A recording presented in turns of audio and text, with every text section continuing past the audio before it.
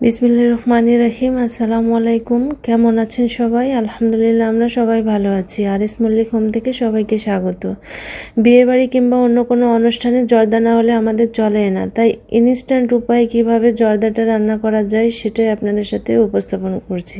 এখানে আমি 1 প্যাকেট জর্দা মিক্সটা নিয়ে নিচ্ছি। এটার ভিতরে 2টা স্ল্যাশ থাকে, একটার ভিতরে চাল থাকবে, একটার ভিতরে চিনি থাকবে। চালের সাথে জর্দার কালার সব দেওয়া থাকবে এবং চিনির সাথে মশলা কিশমিশ এগুলো দেওয়া থাকবে।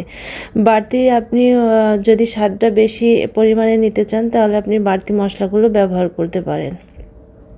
আমি চুলাতে ফ্রাই প্যান বসিয়ে দিয়েছি এবং 5 কাপ পরিমাণে পানি ফুটিয়ে নিয়েছি। তার ভিতরে চালগুলো আমি দিয়ে দিচ্ছি, আমি নেড়ে দিচ্ছি। এর ভিতরে আমি তেজপাতা, দারচিনি এবং এলাচটা দিয়ে দিচ্ছি।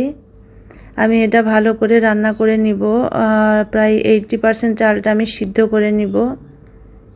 চালটা কতটুকু সিদ্ধ হয়েছে আমি একটু চেক করে নিচ্ছি।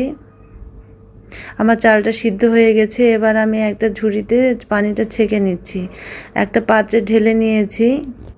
অবশ্যই বড় সড়ো জায়গা নেবেন, যেহেতু চালটা ছড়িয়ে দিতে হবে, নাহলে এক জায়গায় চালটা রেখে দিলে জর্দা রান্নার সময় জর্দাটা ঝরঝরে হবে না।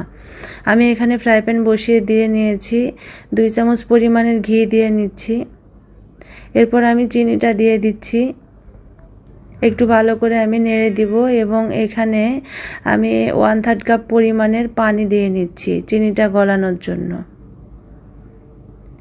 আমি একটু নেড়ে দিচ্ছি। এরপর আমি চালটা দিয়ে দিচ্ছি,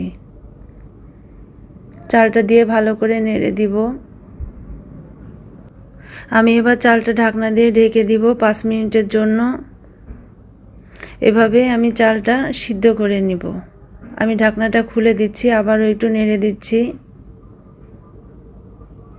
তারপর আমি এর ভিতরে কিছু কাজু বাদাম দিয়ে দিচ্ছি, একটু নেড়ে দিচ্ছি। তারপর আমি এখানে গুঁড়ো দুধ দিয়ে দিব 2 চামচ পরিমাণের। আমি আবারও নেড়ে দিচ্ছি। এবার আমি এখানে ঘিটা অ্যাড করে দিচ্ছি। ঘিটা দিলে স্মেলটা খুব সুন্দর আসে। আপনারা চাইলে এটা স্কিপ করতে পারেন, তবে দিলে সবচেয়ে বেশি ভালো হয়। আমি একটু নেড়ে দিচ্ছি। তারপর আমি বেবি সুইট দিয়ে দিচ্ছি। আমার এই বেবি সুইটের রেসিপিটা আমার কুকিং চ্যানেলে দেওয়া আছে, আপনারা যদি চান তাহলে অবশ্যই আমার চ্যানেলটি ঘুরে আসবেন। আমার জর্দাটা রান্না হয়ে গেছে। এবার আমি একটা ডিশে তুলে নিচ্ছি।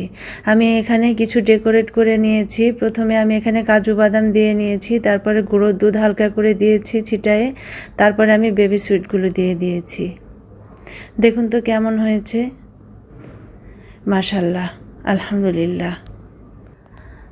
আমার এই সহজ রেসিপি যদি পেতে চান তাহলে অবশ্যই আমার চ্যানেলটা লাইক এবং সাবস্ক্রাইব করবেন। সবাই ভালো থাকবেন। আল্লাহ হাফেজ।